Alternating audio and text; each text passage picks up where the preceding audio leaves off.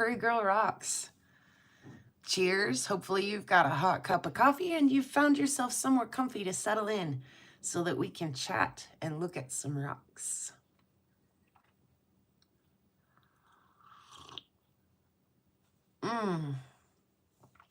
My goodness, that is hitting the spot today. Like I said, that was a little bit of a rough trip yesterday, and I'm going to tell you a little bit why that was a rough trip and get into some stuff and answer any questions you guys have about going up and seeing Gold Butte Ghost Town. There sure was not a lot of it left, and I can tell you that as the years go by, there's even less and less of it left. So I'm actually really glad that I was able to get up there and photo and video document what is there now, because in another 10 or 20 years, it isn't going to look like that anymore. So I'm really glad that we were all able to go up there and have a look around and check that out. It's not just a placer mine. It's not just an abandoned placer mine. It's a place of history and local stories and local names even. There are a lot of those original old miners and people who discovered the gold there and settled in originally. A lot of those people's families still live here. So really that was a lot of fun for me to go up and check out, and I hope you guys enjoyed that video too. So if you went and watched the marble video, which I hope you did, I hope you went and watched the marble in Montana video, I talk about there being a mining moratorium up there, which there is. It's both. Oh, okay, you guys are chatting about chat and stuff. Okay. There's a mining moratorium up there for what, till 2030 something.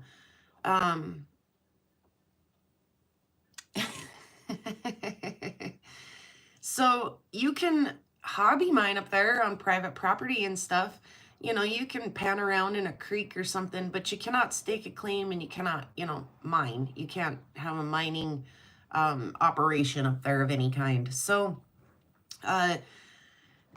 that came after Gold Butte Town vanished into oblivion, but it definitely doesn't help things like why don't they rekindle that mine? Why doesn't somebody go up there and reopen that mine? Aside from the fact that it looks really dangerous up there now after all those years of neglect and abandonment, aside from that fact, the fact is that there is a mining moratorium up there, so there is no mining allowed in the Sweetgrass Hills. So hopefully that kind of answers some questions about that, and hopefully, like I say, hopefully you went and watched the marble in Montana video, because I thought that as a rock hound, I thought that was really cool to see the headstones that were made out of the local marble. I think it's a beautiful stone. Yeah, the blue and white, oh gosh, it was pretty. I thought it was pretty. So yeah, leave it to a rock hound to take a tour through a ghost town and think that the headstones are beautiful marble, but also to know where that marble came from. So, yeah. A lot of the property up in the hills is private property. So a lot of the sites, the history and things like that, if without permission, it's inaccessible to the public. So Bison and I decided to go to this place yesterday, and it was kind of spur of the moment. I mean, I've talked a lot about going up there, but it was spur of the moment to just like, let's do it today.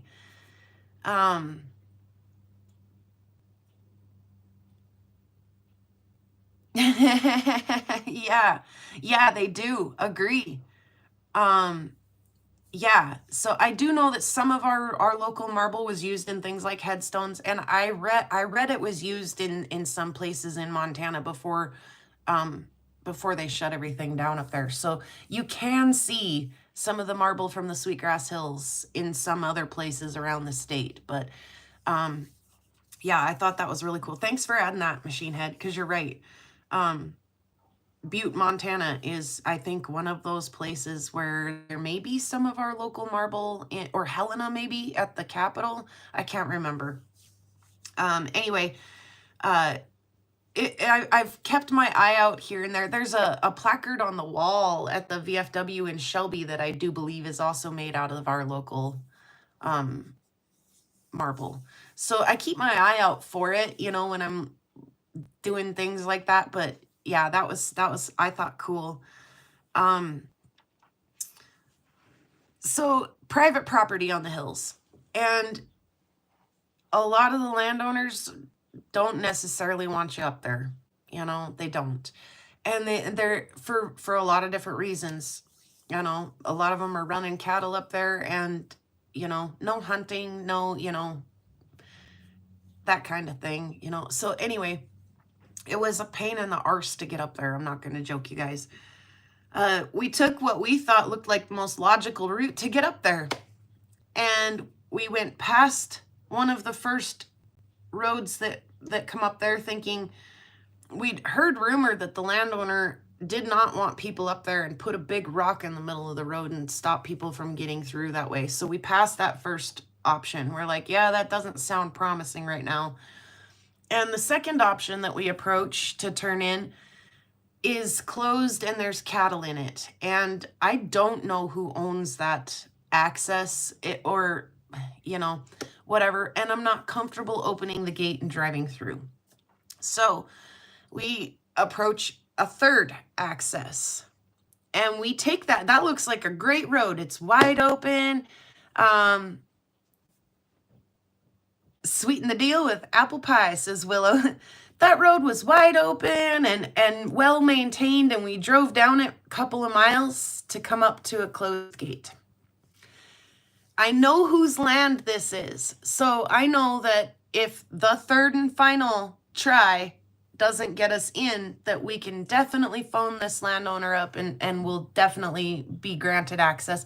But I'm not going to open a gate and drive through somebody's cattle without permission. So we backtrack back out of this great looking road, back up to the main road and up and around. So now we've driven past our destination and are now circling back around the other side.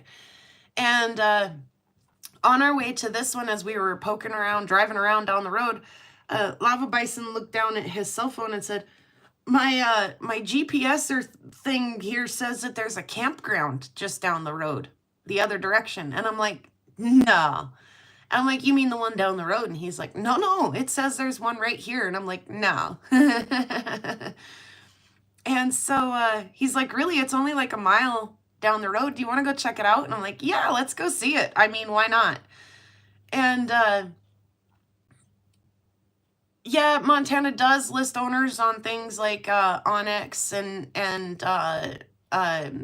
Garmin and things like that.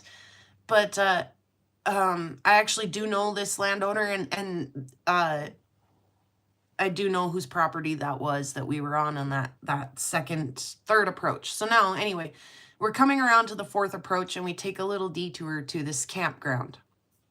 And I think I've got this video ready. I took a video there too. I think I've got this video ready for you guys to watch on Sunday, between AZRE and all of that stuff that goes on Sunday between Kyle and AZRE.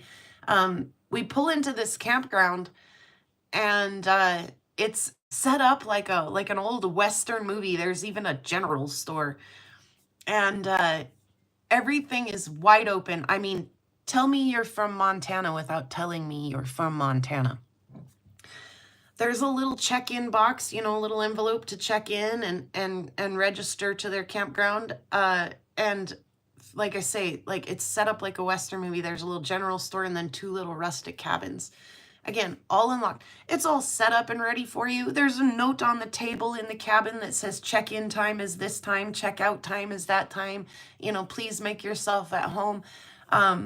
There were, it had electric, it had hookups for lots of little RV, you know, campers and RVs and stuff, water hookups and electric hookups.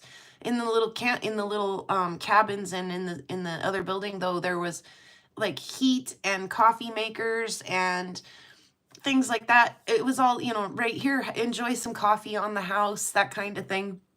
There was a little pond there, and a couple of boats, like help yourself to use, borrow the boat, the campground boat and paddle around. And I mean, what a surprise. I've lived here my whole life, did not know that campground existed. It may be rather new, but and there's a surprise in that video. So I didn't just tell you guys everything. That you gotta watch the video on Sunday.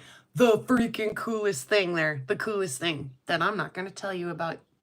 We'll chat about it next week after we watch the video on Sunday. Yeah, I stick to the road until it's BLM. Right, Willow? Exactly. Or, yeah, I mean, unless I've prior asked for permission, I'm not going to open that gate until I've got the landowner on the phone or until I've talked to them before I go in there and they're expecting me there. So, yeah, a video teaser, Chubby Hubby, exactly. So, anyway, detour aside from the campground, that's super cool. We then try the fourth and final access to get up to the Gold Butte ghost town. And I know that if this access doesn't work out, that we can circle all the way back around and try the first one that we had skipped. But fingers crossed, this one will get us there, right?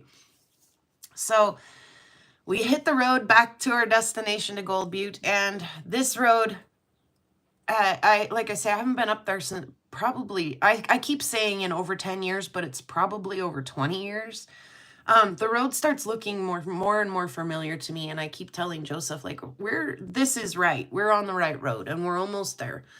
And it is a literal 2-track. I mean, you guys just watched the video, and it just goes and goes and goes, and you think, my gosh, how far could this 2-track go? Like, and it just about the time you think we've got to be there, you crest over the hill and you come around and over the top, and there is what's left of Gold Butte and the mine and all of that. And then, like I say, it was a super struggle to get in there. We tried the first location, closed gate and cows. Second location, all the way down the road to a closed gate and cows, to backtrack to come around to try the third location. And that got us through. And we left from the Gold Butte town site out the first location. There was, in fact, a big rock in the road that the landowner put in there. But since I had come from the other side, which was a much more long drive, and I only had just a couple of miles left to go, when I pulled up to the rock, I thought, oh no, we have to turn around and go back the way we came. Oh no.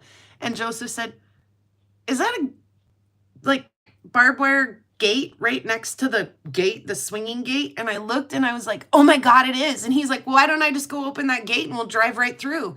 And I was like, oh, yay, thank God. So we did do that. We did drive through that closed gate. But I know darn well that at that closed gate, I'm leaving the private property that I had to cross to get to state land. So I didn't feel bad about it at all. But yeah, way to go, Lava Bison. Is that a gate right there? Like, what? Isn't that a gate right there? Like, oh, they got, so yeah, it was, if you're not from here, you're probably not going to get up there. So I don't suggest that you think, oh gosh, she said that they found gold up there and, looked pretty abandoned to me. I think don't go looking for it. Not only was it hard to get up there, but it was darn brutal once I was there. Welcome, Willow, Wisconsin Rockstalker, aka Jerry, Chubby Hubby. Who else has all been in here? Rick Rock's here. Welcome, Rick Rock. Machine Head is here. Ryan. Did I get everybody now? I'm sure there's a couple lurkers too, but cheers and hello to the lurkers today as well. Those of you who are working and lurking, and Bear is here. Hey, Bear.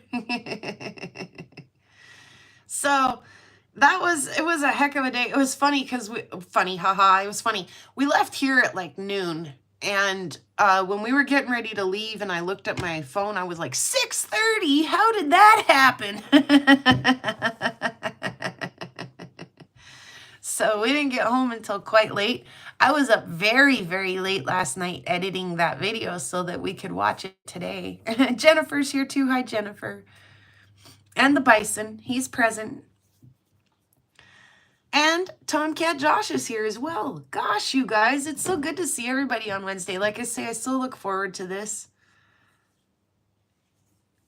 So there, blah, I had a lot to say, didn't I, about, you know, the marble that they were using on the headstone. That headstone, was that creepy or what?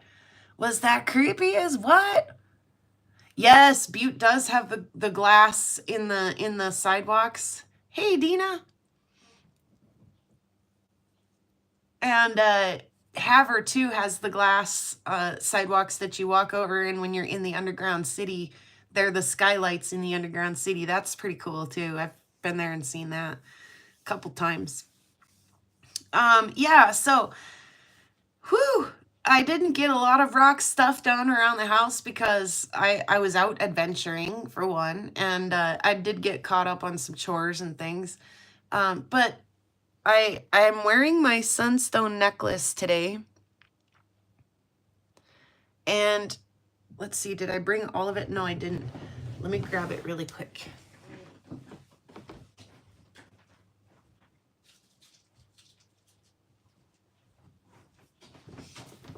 And what is left of the sunstone is not very much now.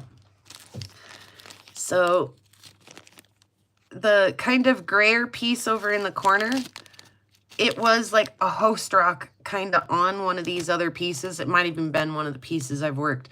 But I just like kind of broke it with my fingers. And so the gray piece is not really gemmy in a lot of ways. I may use it later. But for what's left now is just these like two stones. But the one is really, really thick and chunky.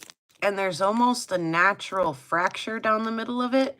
So sorry, I'm still a little dirty. And I have the Rockhound manicure, the, you know, sideways fingernail with the fine polish on it. That bit about follow me was pretty creepy, but the rest was rather stoic.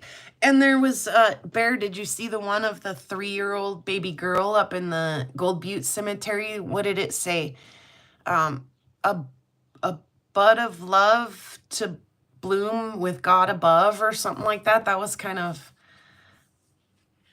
yeah. And then, of course, if you can choose to be anything, choose to be kind. Oh my gosh, can you believe that's literally carved in stone up there, you guys? That's my motto. How cool is that? Anyway, back to the rocks. We'll bounce all over today. Because I did not get a lot of sleep. I was up very late editing that video, and here I am now talking to you guys. Anyway, I think I can cut that one in half and make 2 pieces out of it, right down that kind of natural fracture line.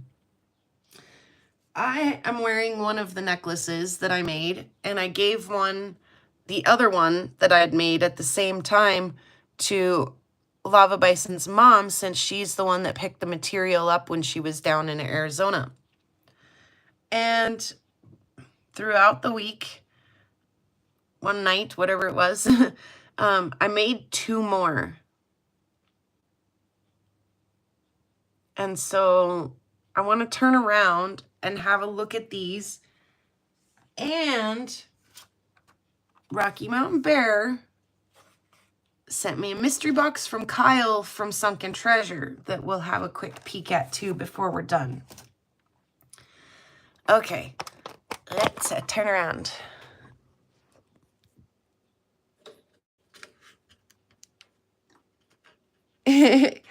Karen is indeed lurking and working. Oh, trying to get into the tripod and not push all the buttons is always kind of tricky, right? And then we have to go for a little focus ride. How's that looking?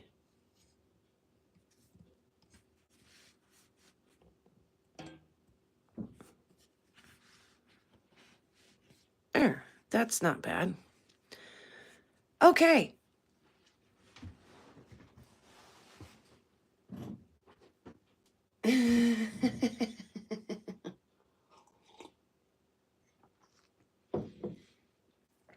Oh, Opal Guy and Chubby Hubby have been on a roll today with the punny jokes.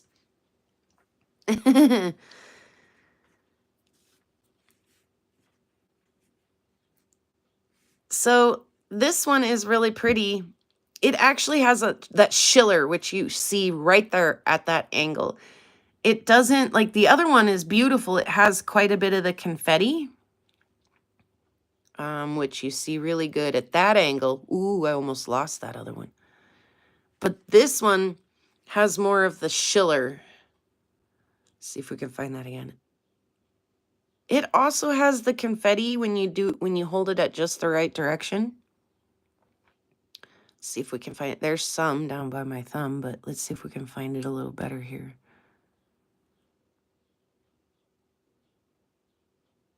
Where's your confetti pops?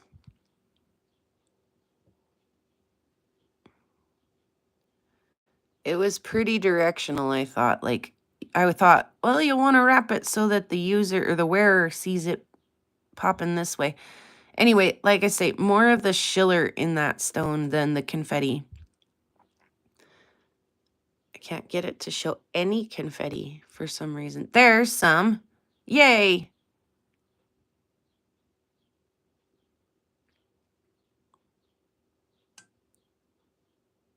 And just a freeform shape. And again, I use the ivory keys off my piano as the backing. Excuse me. Apparently, I need to have one more cheers.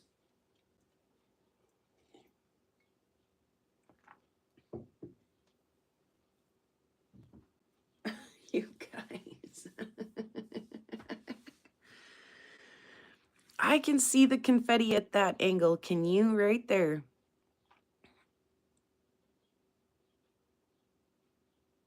All I had to do was put it down. There we go.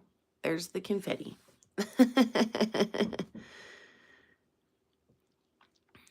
High domed.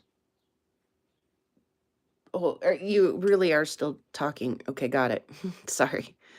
And then this piece, oh my God, it's just, hey, Jeff, welcome. It's just full of flash and fun and confetti. And oh my God, look at it. It looks like somebody spilled glitter in there.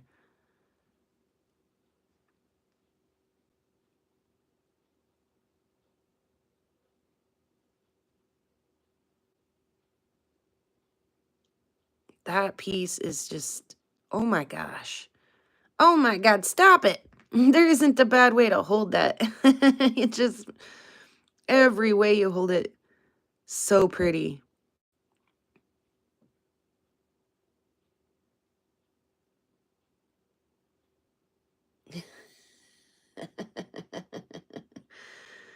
Hobo guy.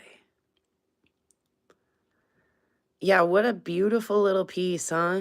Oh, dang near, we almost got blinded there by all of that flash. So, darn it. Again, I use the ivory keys as backing here. See the texture in the ivory there still. And I'm going to, hopefully this afternoon or before the end of the week, get these wrapped up as well. I'm going to take mine off real quick and put it under the camera as well. So I did, like I say, I did 2 more stones earlier when I tried the backing out, because I didn't know if that would work or not. I've never backed a stone. I've never made a doublet or a triplet or anything like that. And so I gave it a go.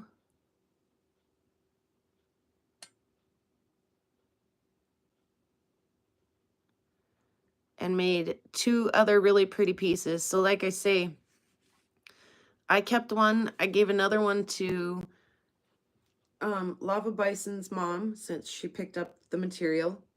And there's 2 more there that I'm going to wire up and let Lava Bison's daughter pick one when she gets here later this afternoon or before she leaves on Friday. So we're expecting some special company, and I'd like to have one of these special stones wrapped up and ready for her to take with her when she leaves.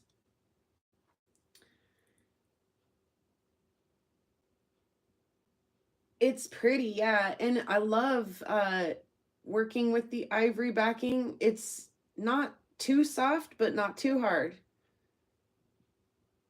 So I've really enjoyed that, using that as a backing material.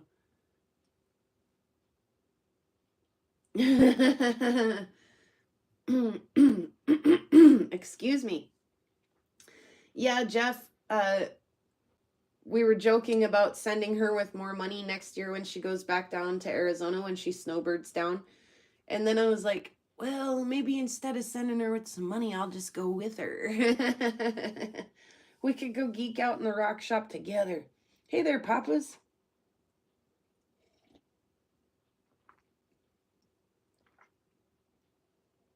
Mm, mm, mm, mm. Like I say, the coffee is fully needed today. Anyway, those turned out beautiful. So like I say, we'll get those wire wrapped, and then all of us girls have a matching sunstone necklace from some of the stuff that Carla picked out. And I'll be honest with you guys, I probably wouldn't have picked these out. I mean, yes, that fire in there, that flash in there is just stunning, and these turned out so pretty, but this pushed me out of my comfort zone. Excuse me, I just can't get it gone. This pushed me out of my comfort zone a lot, like big time. When I first got this little bag of stones from her, I was like, oh my God, they're tiny. I was like, what am I gonna do with them? Like, cause again, you guys know that I don't really dop. I don't know why. Like, maybe someday I'll figure it out, but I've tried a few times and my stones come off my dopping sticks, and I just wind up doing them by hand and stuff anyway. So, excuse me. She also, I can't get it gone. I apologize, guys. There's quite a bit of smoke and pollen and stuff in the air today, and I had quite a late night. She picked up some moonstone too, so maybe I'll get into that here very shortly. And she also took a picture of her trying on some moonstone jewelry that was at the shop, available at the shop as well. And so I kind of have an idea of what style of jewelry she liked. And so maybe I can craft a product out of the stones that she purchased and the moonstones that she purchased that somewhat resembles what she saw when she was down in Arizona. So she did get the sunstone and the moonstone. And like I say, when I first looked at these, I was like, oh my gosh, those are tiny. And I finally just got brave enough to try it one night. I was like, I guess I'm going to try a doublet, or even a triplet, you know, because obviously there's 3 piano key pieces of ivory there. 1, 2, and 3.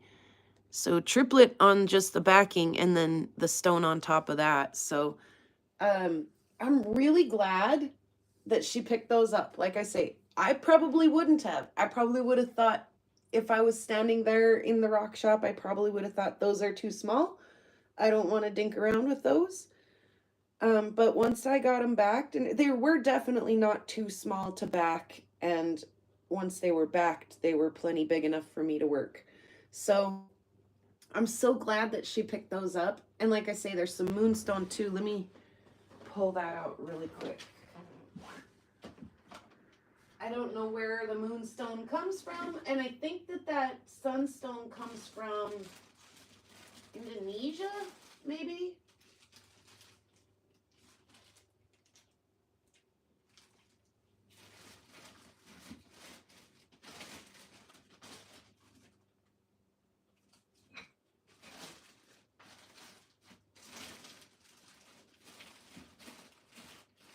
This must be the moonstone here.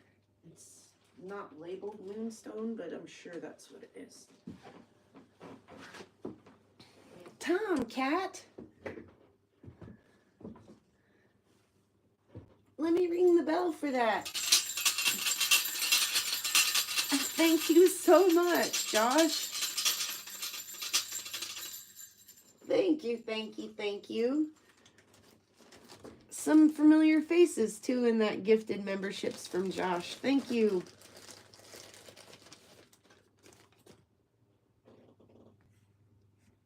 All right, so here is the moonstone that she picked up. Quite a bit more stone to work with here than in that other samples she brought.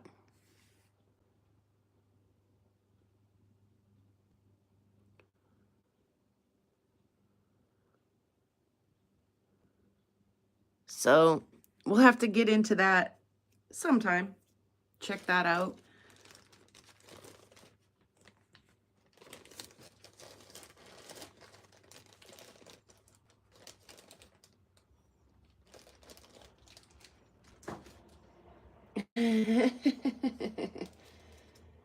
And then I got some rocks from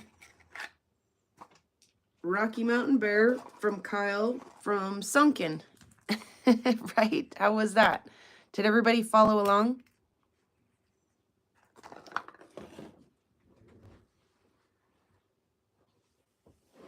Let me grab the little list of stuff that was in here.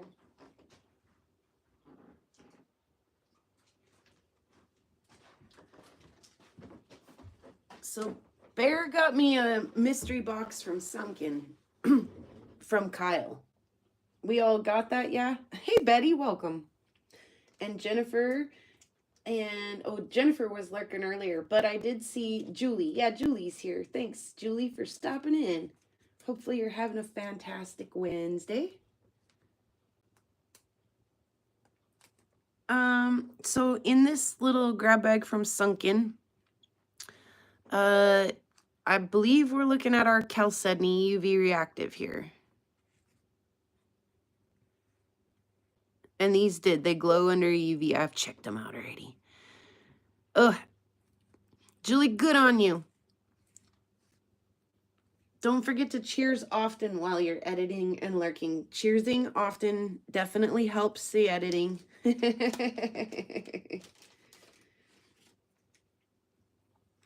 What next? Let's start at the top of the list and not bounce around. We already did. We checked off that one, but let's go to the top. Bubblegum agate.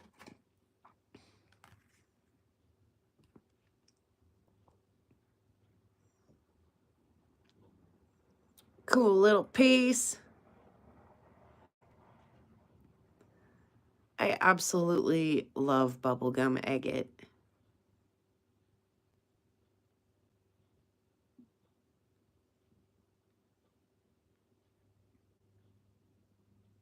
And that's a cool little piece.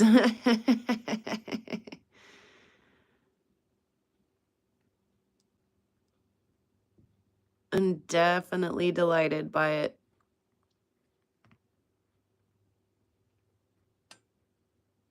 Oh, Julie. I hope you find so much bubblegum agate when you go hunting for it this fall that you just like are inclined to be like Oprah. You get some bubblegum agate and you get some bubblegum agate and you get some and you get some and hey, you get some too. Everybody look under their chair. There's some bubblegum agate for everyone.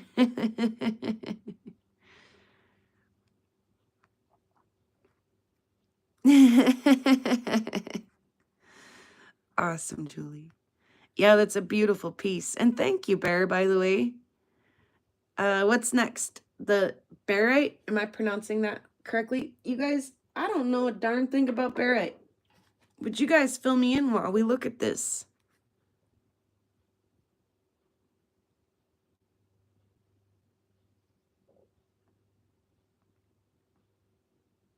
Right, Julie? Same here.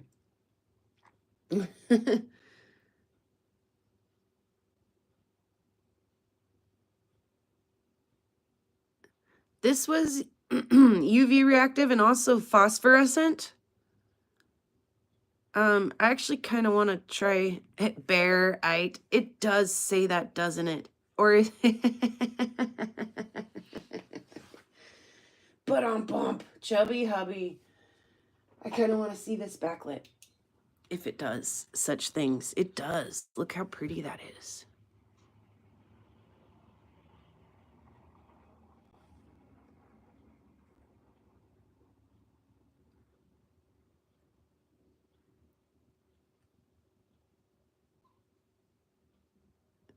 It sort of reminds me of the like calcite and aragonite stuff that's in our septarian nodules.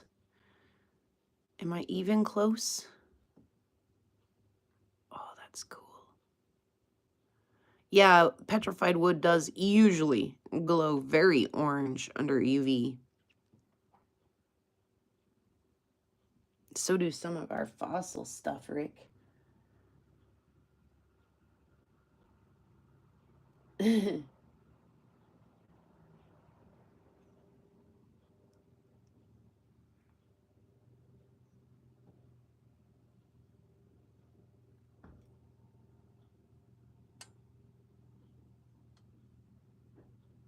Oh my goodness, Josh, for real?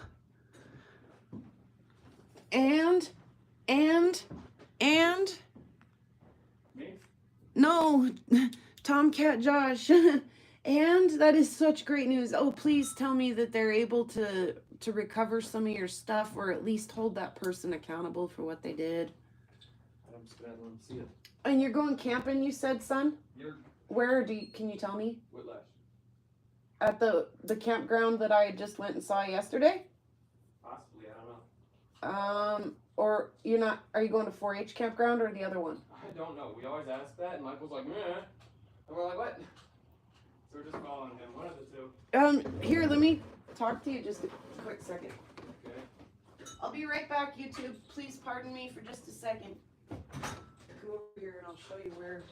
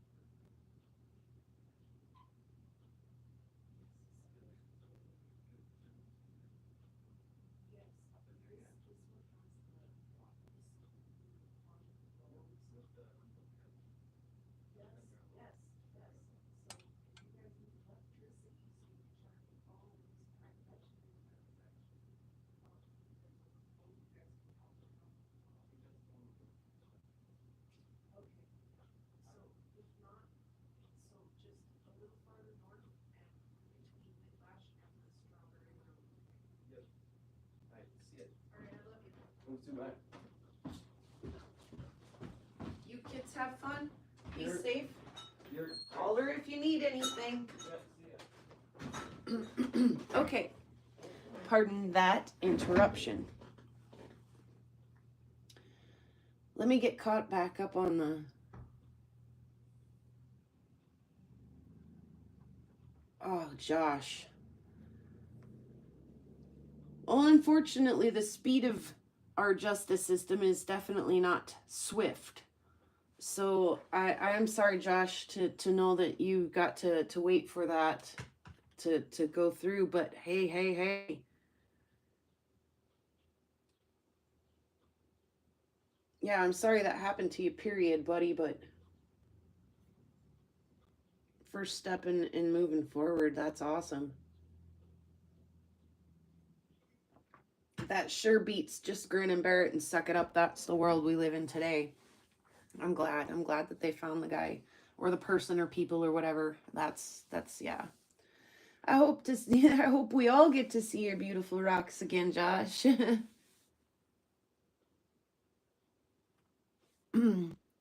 Barite. Does anybody know anything about it?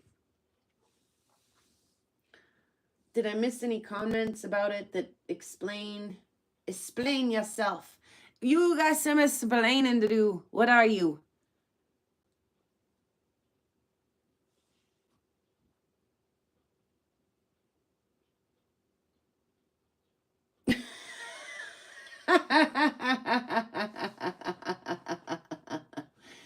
machine head. Oh, I'm sorry. I shouldn't laugh that loud, but you're absolutely right. I probably shouldn't say this on the live, but I've always referred to Kalispell in particular as the tramp stamp of Montana. I've always referred to it as the upper butt crack, lower back region of Montana.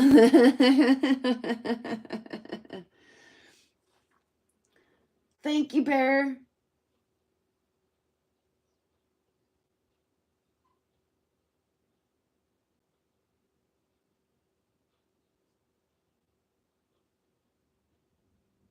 Awesome. Okay, so now that I've read that and I can read it out loud now that I've read it, I'm going to share that with anybody who's possibly rewatching this video later. Bear says, South Dakota's most famous barite locally is Elk Creek. Barite from this location is known for its high quality, with crystals averaging from 4 to 6 centimeters in length along the C axis. These crystals are often distinctive root beer or amber color, and they are particularly valued for their clarity and facetability. Yeah, thank you. That was great. I wondered. Also, while we're talking about some crystals and stuff, I've got a bit of a puzzle for you, but we'll finish this box before we move along. It's beautiful. Look at the way the light plays on the angles. Well, maybe not there. Look at that little like pin fire in there. It's beautiful. Next we have the petwood. Oops.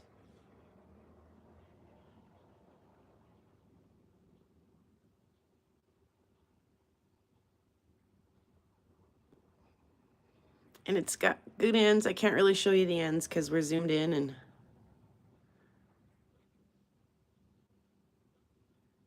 so that son of a gun has got to go to the tumbler. The chalcedony we already did, and the Fairburn agates on jasper. I do believe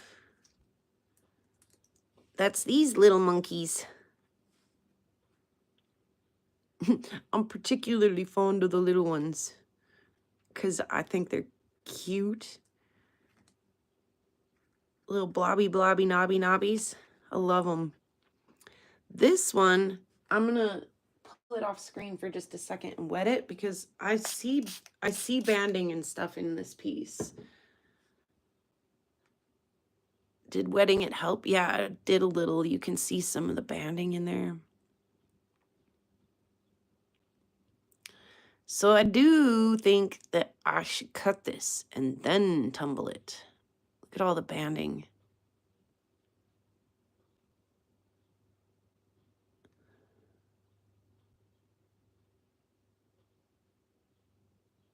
The first one I showed?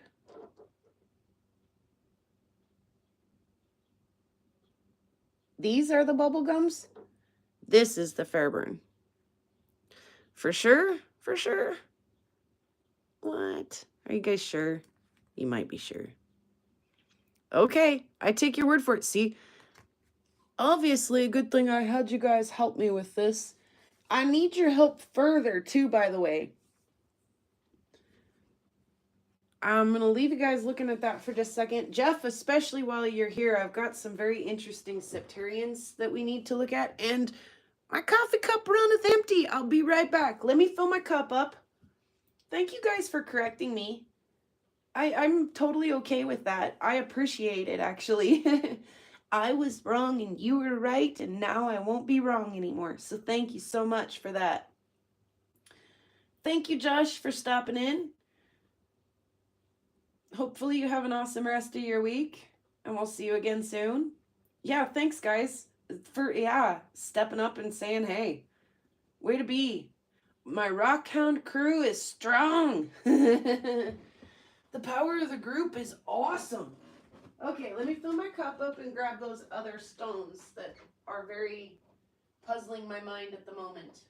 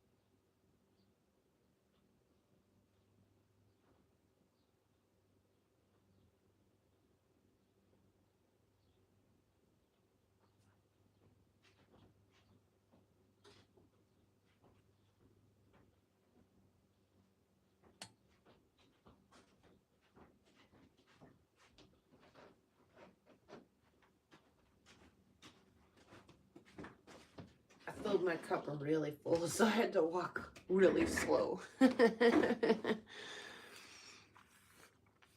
Thanks again, guys. And thank you, Bear. Those are really cool. I'm going to cut that one.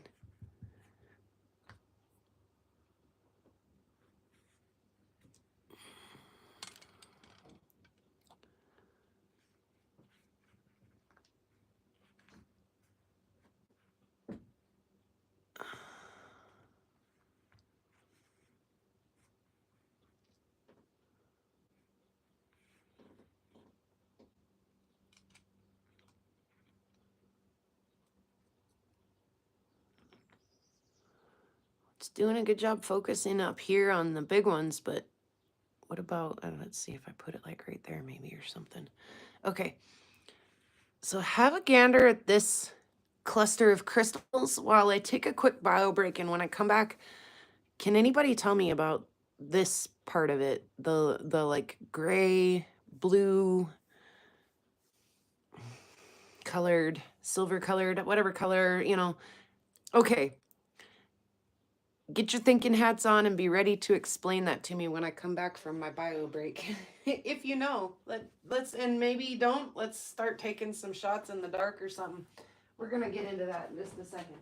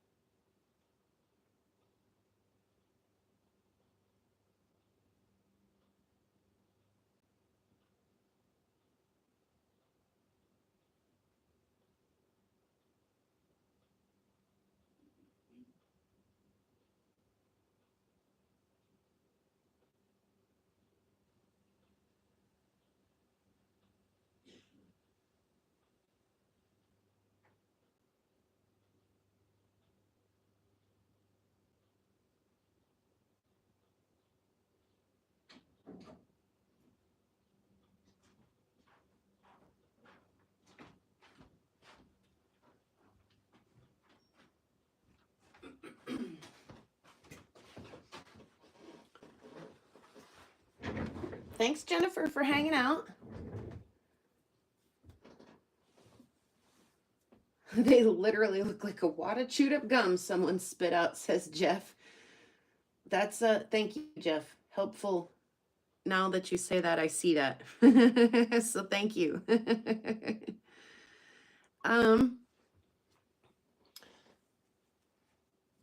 Just a second while I tie my hair back. So this is a septarian nodule that I just found a couple of days ago, or chunks of it anyways, right? And I'm familiar with 2 of the things in there, or 3 of the things in there, or at least I think I am. And but there's that thing in there that's different. One of these things just doesn't belong here, or it does, but I don't know about it. Okay. Oh, that's so crazy, so weird. I don't understand. So I think that in our septarian nodules, that they are a limestone mass. Sorry, there's a wonky leg on this thing, and so I am sorry when it shifts like that.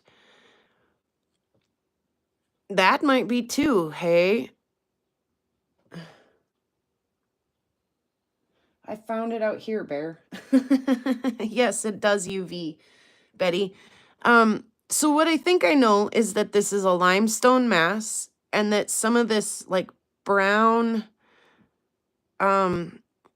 edge of the septarians is aragonite, and that the white crystals are calcite crystals.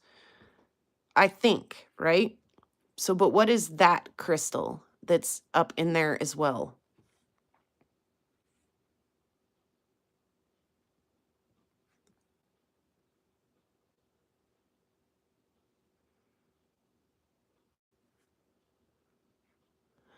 Is it a fluorite? Does fluorite belong in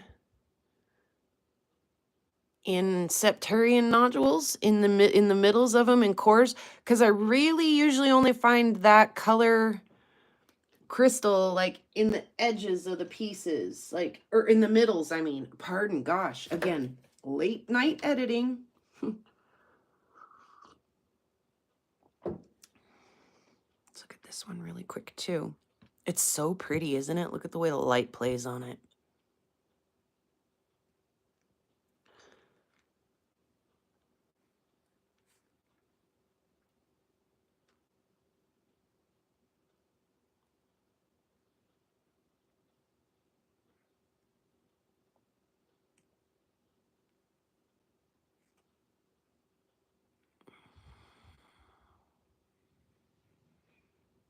Like the aragonite banding, you know, the brown stuff, there's some aragonite. Could also be calcite, just not yellow stained calcite. Okay, so here's something else that I've noticed. Let me find a harder surface.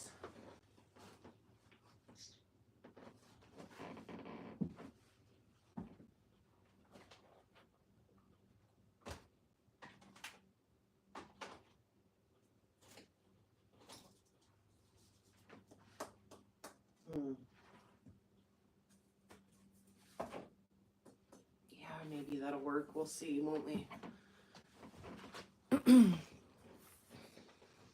Barite does replace other minerals.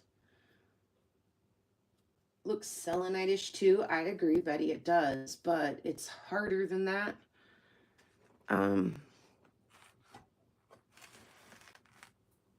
Okay, so I have a couple of crystals here that I think are the like calcite mineral versus the whatever this other stuff is. Okay, we get the beautiful like little rainbow and stuff in there. So it feels significantly heavier, and hopefully you'll be able to kind of audibly hear the difference.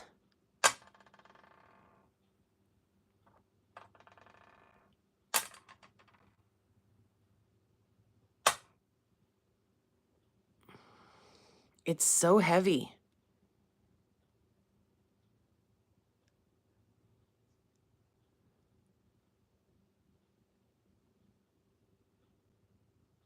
Like extremely heavy. So we'll do it again.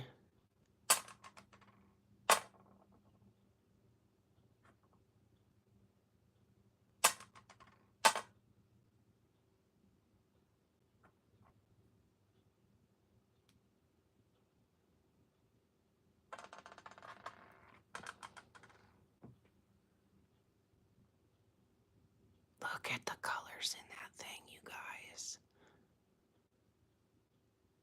Yeah, don't forget to hit the like button. And also, hey, thanks, Rufo. And yeah, hello. Hello, beautiful little crystal.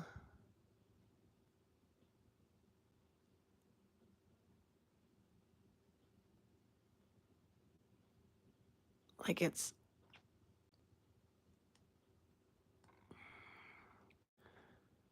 Maybe it is kind of... I don't know.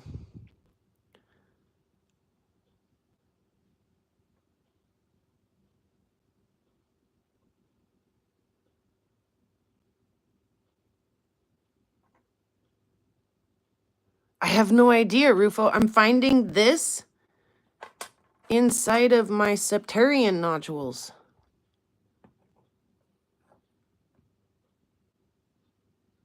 Yeah, what is it?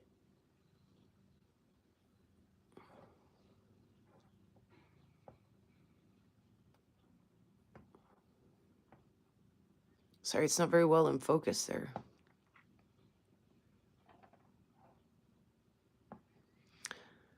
I haven't hardness tested it.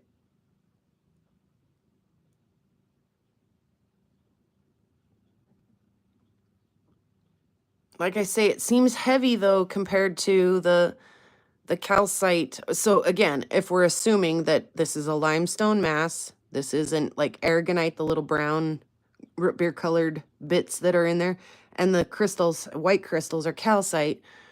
But what is that blue, gray, smoky quartz looking stuff in there?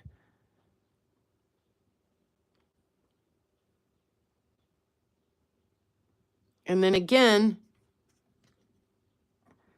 even though this one's like far bigger, this calcite piece here is like far bigger than this piece, it's significantly heavier.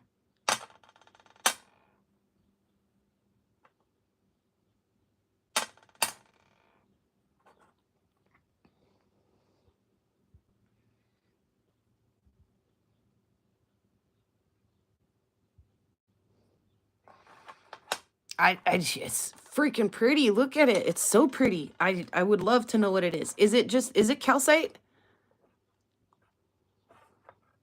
Why is it so heavy and such a different color?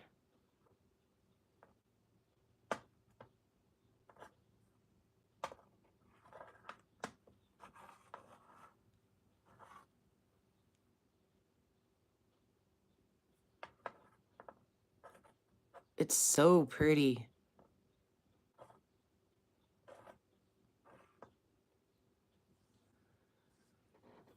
I'm not opposed to not in agreement either, Bear, or anybody. Calcite, barite, it's an ite of some kind, I would assume. Jeff just sent me a photo. Bear just sent me a photo, so okay.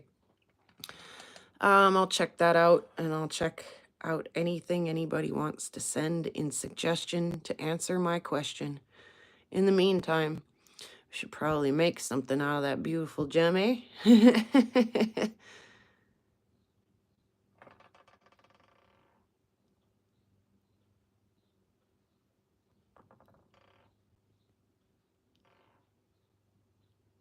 Oh my goodness. I can't even get over how freaking pretty it is. Like, and how substantial it feels in your hand. Look, it's just so rainbowy right there. Purple rainbows and everything. It just, yeah, it feels like something in your hand. It's so heavy. Even the little guys are just heavy.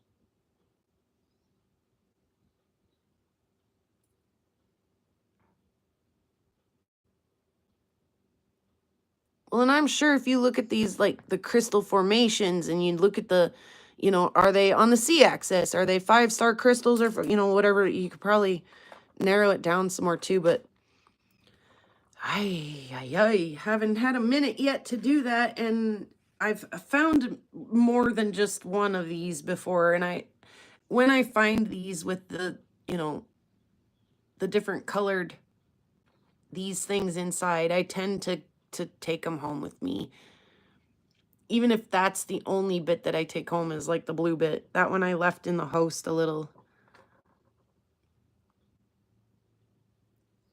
I'm fairly confident it's way too bright in here to do a UV show. This is the blurple light anyway. Yeah, the blurple light sucks. Let me see if I can find the other light. And cheers, everybody.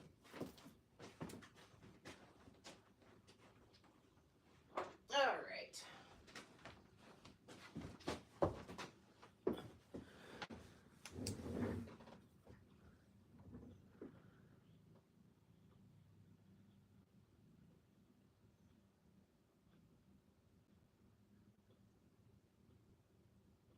So bright in here.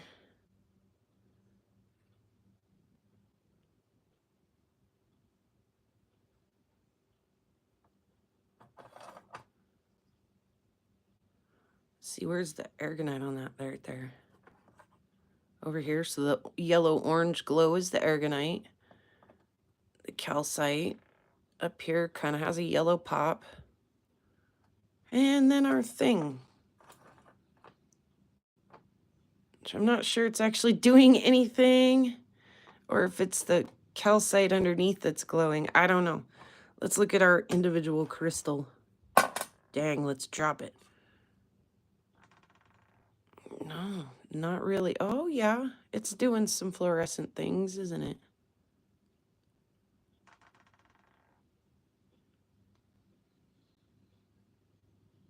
Mostly just on that one side. And then, yeah, that does stuff. Awful hard to do a UV show in the full daylight, but we gave it a go. So we can agree that it's an ite of some kind.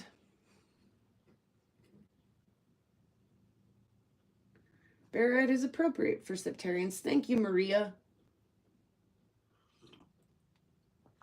That's not the first time you've had really genuine and well thought and useful and appropriate inputs. Thank you, Maria.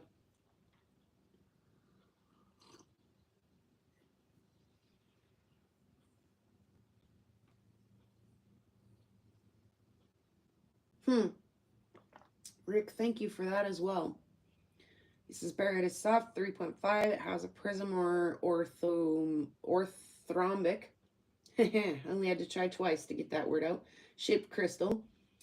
And has a high specific gravity. Go under your shirt. That's what I do. Betty.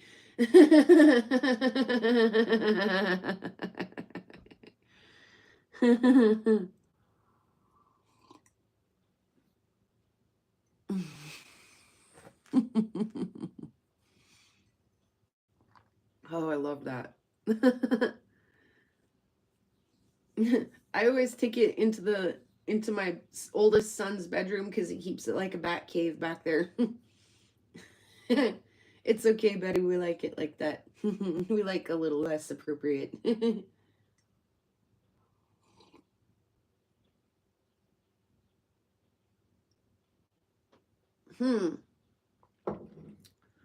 Let's check the barite too while we're at it. Yeah, see, it's quite UV reactive compared to anything else I'm holding. And like I say, it phosphoresces too, which we're definitely not going to see here.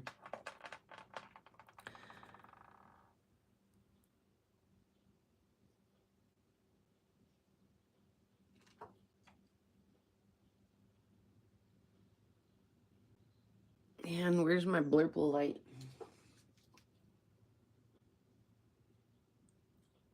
It does have a little green hue to it under the blurple light. Interesting.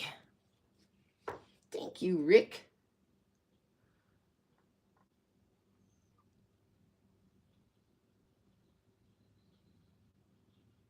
Yeah, that is so interesting.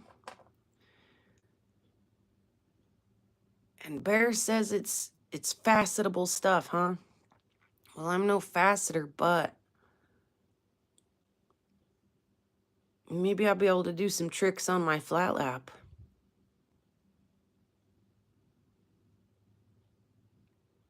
Do something with that, maybe. I'm honestly, I mean, I'd love to. I will. I will, Bear. Let's see if I can do it and not lose you guys. Sure, it's gonna make it think. I did it. I think I see what you mean there, Bear.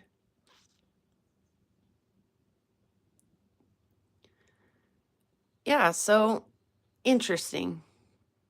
Interesting. We've got some ites in today's show, that's for sure. Look at that variety of ites.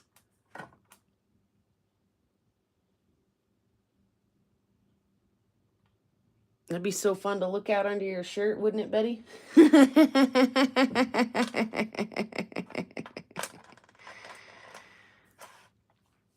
Anyway, yeah, that's been a little bit of a mystery to me. What is this and why is it so different from, this is what I usually find. This is not usual, this is exceptional. And like I say, I'll be hiking around and I'll find one of these and I'll be like, why? Why?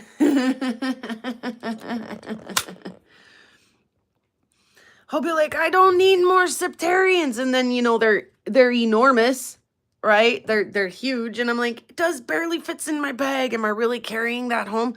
Yes, I am. Yes, I am. Of course I am.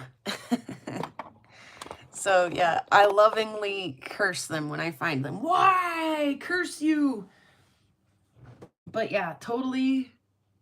I mean, we gotta do something with that thing. It's so freaking pretty. It's pretty. It's just pretty.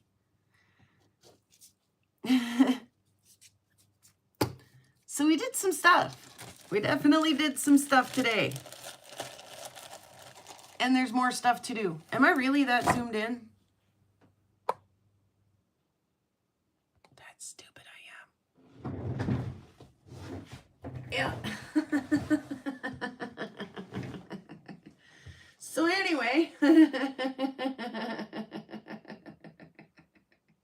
it's a good thing we're almost done with today's show. How do you do that? It's stuck on because I did the messenger thing. Ooh, I got my rolly chair stuck. What fixes that? Turning it around and turning it back around? No, I did not fix that.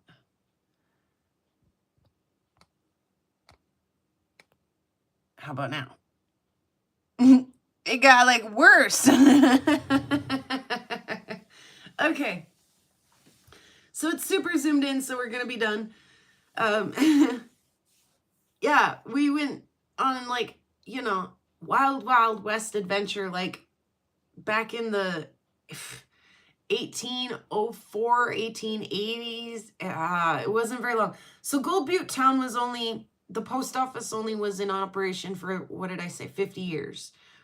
And the gold was discovered like a mere 8 years before that.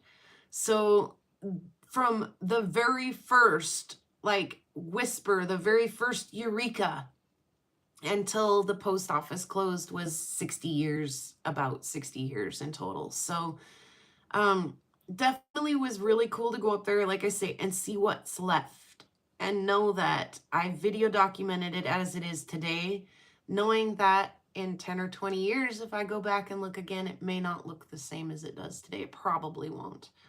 So all of the buildings and the things are succumbing to the wind and the weather and the elements and the cows and the, you know, all of it. So yeah, it was, and then it was neat to go up to the Gold Butte Cemetery too. Like I say, I did not know that there were some folks buried up there who I've had the privilege of knowing. And there were some folks buried up there that I wished I'd have had the privilege of knowing. So that was super neat. And all of the headstones made out of the local marble, like too cool. Be sure to go check the marble video out if you don't remember. Even if you watched it, but you just don't remember, be sure to go check that out. We talk about some of the really early geologists who came through here and discovered, you know, they discovered a lot of things, but one of the things that they do mention is the marble quarry that's here that some of those headstones were made out of. So yeah, kind of creepy, kind of cool. Definitely rough. Holy cow, the terrain, the drive up, even just getting there was rough. But also very beautiful in a way. So I'm really glad that you guys could join me. I had a lot for you guys to, you know, soak up today, from, like I say, adventures on the out on the wild prairie, to a gift box from Rocky Mountain Bear, to these sunstone pieces that I hope to have finished before the end of the week so that we can all have matching necklaces. And yeah, definitely it's sunburn season, it's bug bite season, and it's rockhound season. So hopefully, if you can't get out and do your own rock hounding, hopefully you're enjoying the armchair rock hounding that I'm providing you from here. Hopefully, you know, that's just your sort of thing, is to take an exploration around the old ghost town of Gold Butte from the comfort of your chair with your, cheers available.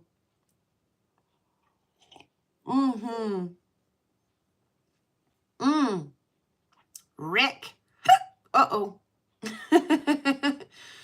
Rick says, I love history, especially with a chilling twist. Make a horror flick called Follow Me. Yeah, crazy, huh? And like I say, she was 15 years old. Oh, before I go, I want to add this too, because I didn't include this in the video. I didn't want to in any way imply that this was factual or truthful, and I didn't want anybody to even think it in the video. Sorry, still so zoomed in. Jessie Rowe is 15 years old. You can tell, like you can read the dates on her headstone, that. And as I mentioned in the audio overlay there, that she came here from Kansas with her older sister. She had tuberculosis, and it was thought that the dry air would help her condition. I've heard stories and rumors that creepy bear, stop. She's buried outside the cemetery in that lone standing one headstone graveyard because she was a prostitute and she wasn't good enough to be buried in the cemetery with all of the proper people of Gold Butte, which is absolute nonsense. I mean, the miners who died up there via accident or poor health or, again, lack of medical care, or who died because there was a bar brawl. Those men were buried in the Gold Butte Cemetery and given headstones that, it's sad because they were originally given headstones with no name but a death date. And they've replaced those original headstones with the little placards that you see in the video that just say unknown. And some of those did have a death date on them at one point in time, but they've weathered away so bad you can't even read the death date anymore. But they're notice there were at least a handful, if not a dozen, unknown grave markers up there. So it's interesting though how history can twist and warp, and sure, it makes a more gritty and interesting story to say that she was a prostitute and not welcome in the other cemetery. That's why she stands alone on the other hillside. But in all reality, the fact of the matter is Rodney Barnes had chose the original Gold Butte cemetery site and buried his stepdaughter there first. She was the very first burial at Gold Butte town site. The next person buried there was a sheep herder who worked for the tools. And then the town decided, Rodney Burns picked the second site as well, the Boot Hill site as well. And the town decided that the Boot Hill site was prettier. And so it almost was Rodney Burns' stepdaughter who stood as a lone grave with maybe just a handful of graves unmarked beside her. But as fate would have it, the Boot Hill site was on top of an underground spring and therefore found inappropriate as a burial site and was abandoned in favor for the original Gold Butte cemetery site, where more of the residents of Gold Butte have been buried since. And like I say, it's still in operation today. People are still opting to be buried up there with their family members. So, yeah, so I thought that was an interesting twist, but very untrue twist, and I didn't want to portray that in my video, but that's history for you, and local lore and all of that for you. But yeah, the story itself, the real story itself is eerie and creepy and stoic and poetic and beautiful enough. I didn't have to twist it up at all. I like it just the way it is, the truthful way it is, or as close to truth as we can come up with. We weren't there, so anyway. Yeah, I know, Rick.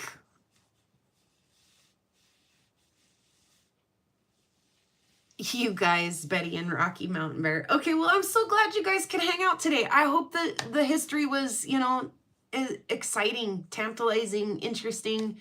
I hope you really enjoyed it. I try to do a little bit of history stuff, local history stuff, especially if I can now and then. I think it's important. The rocks tell stories, you know, and there's some foundations and headstones up there, and a placer mine that have a great big story to tell, and one that is old and one that is really cool. So I'm glad you guys let me tell that story, and I'm glad you came along for the adventure. Yeah, hit the like button on your way out if you don't mind. Hammer the hearts. Somebody's hammering the hearts. Thank you. I like to hammer the hearts too, so thank you guys.